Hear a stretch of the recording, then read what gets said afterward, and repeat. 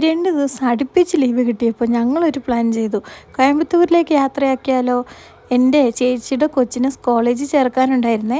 അപ്പോൾ അവർ കോളേജിൽ ചേർക്കാൻ പോകുന്ന സമയം ഞങ്ങളും കൂടി.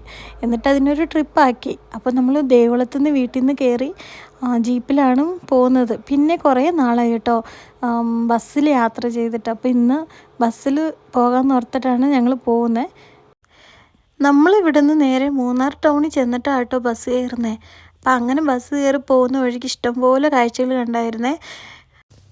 മൂന്നാറിൽ വിടാതെ മഴയും കാറ്റും തണുപ്പൊക്കെ ആയതുകൊണ്ട് ചെറുതായിട്ട് വെയിലത്തൊക്കെ ഒന്ന് പോയിട്ട് വരാമല്ലോ എന്ന് ഓർത്തിട്ട് ഇറങ്ങിയതാണ്. അപ്പോൾ 3 ദിവസം അടുപ്പിച്ച് ലീവ് ഉള്ളതുകൊണ്ട് ഓക്കെ ഇത് ട്രിപ്പാക്കാമെന്ന് ഓർത്ത് തന്നെ പോവുകയാണ്. പിന്നെ ബസ്സിൽ കുറേ നാളായി പോയിട്ട്, ഒത്തിരി നാളായി. അങ്ങനെ ഞങ്ങൾ പോയി പിന്നെ മറയൂർ എത്തി. പോകുന്ന വഴിക്കാണ് മറയൂറുള്ളത്. കുറേ ദിവസം കഴിഞ്ഞുള്ള യാത്രയാട്ടോ ബസ്. അപ്പോൾ അതുകൊണ്ട് അതിൻ്റേതായ ഒരു ചെറിയ ബുദ്ധിമുട്ടൊക്കെ ഉണ്ടായിരുന്നു. പിന്നെ ചിന്നാർ കാട്ടിലൂടെ പോകുന്നതുകൊണ്ട് നല്ല രസമായിരുന്നു കാഴ്ചകളൊക്കെ. അതൊക്കെ കണ്ടു പോകുന്നതുകൊണ്ട് ഇച്ചിരി മടുപ്പ് തോന്നിയില്ല. ഈ ഇടയായിട്ട് ചിന്നാറിൽ റോഡ് പണി നടന്നായിരുന്നേ.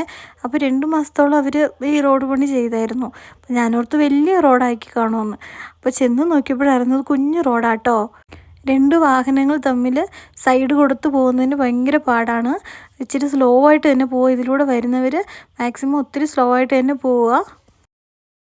പിന്നെ രാത്രി സമയം ഈ റൂട്ടിലൂടെ വരുവാണെങ്കിൽ നമുക്ക് ഉറപ്പായിട്ട് ഈ റോഡിൻ്റെ സൈഡിൽ ആനകൾ നിൽക്കുന്ന കാണാം. ആനകൾ മാത്രമല്ല, കാട്ടുപോത്ത്, കാട്ടുപന്നി എല്ലാ മൃഗങ്ങളും ഇവിടെ കാണാൻ കഴിയും.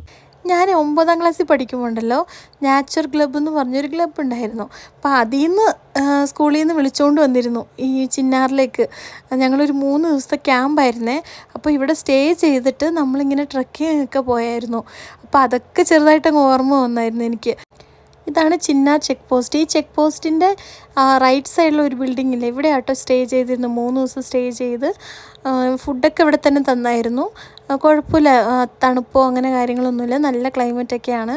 അപ്പോൾ ഇവിടെ സ്റ്റേ ചെയ്ത് നമ്മളിവിടെ നിന്ന് ഓരോ ദിവസം കാട്ടിലേക്ക് ഇങ്ങനെ വിളിച്ചുകൊണ്ട് പോകും. ഇവിടുത്തെ ഫോറസ്റ്റുകാർ തന്നെ നമ്മൾ വിളിച്ചുകൊണ്ട് പോകും. അങ്ങനെ 9ാം ക്ലാസ്സിൽ പഠിക്കുമ്പോൾ വന്ന ഓർമ്മയാട്ടോ. പിന്നെ കുരങ്ങളൊക്കെ ഇഷ്ടംപോലെ കുരങ്ങുകളുണ്ട്. ഇവിടുത്തെ കുരങ്ങൾ ഉപദ്രവിക്കത്തൊന്നുമില്ലേ. അപ്പോൾ ഞാനവർക്ക് കുറച്ച് സ്നാക്സൊക്കെ ഇട്ട് കൊടുത്തു. എൻ്റെ കയ്യിലുള്ള സ്നാക്സ് ഞാനിങ്ങനെ ഇട്ട് കൊടുത്തു.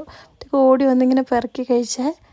മറയൂറിൽ നിന്നും 67 കിലോമീറ്റർ നമുക്ക് ഉടുമൽപേട്ടയിൽ എത്തിച്ചേരാം. വന്നപ്പോൾ തന്നെ ഇച്ചിരി ക്ലൈമറ്റ് ചേഞ്ച് വന്നു കേട്ടോ. ഉടുമലയിൽ നിന്നും കോയമ്പത്തൂരിലേക്ക് ബസ് കയറി. ബസ്സിൽ സീറ്റ് കിട്ടാതെ നിൽക്കുമായിരുന്നേ. ഇപ്പോൾ ഒരു കുഞ്ഞു കുട്ടി ഇങ്ങനെ കളിച്ചുകൊണ്ട് വരുന്നത് കാണാൻ നല്ല രസമായിരുന്നു. അപ്പോൾ അതുകൊണ്ട് നമുക്ക് സമയം പോയത് അറിഞ്ഞില്ല. അപ്പോൾ കോയമ്പത്തൂരിലെ അനീത്തിയുടെ വീട്ടിലേക്കാണ് പോകുന്നത്.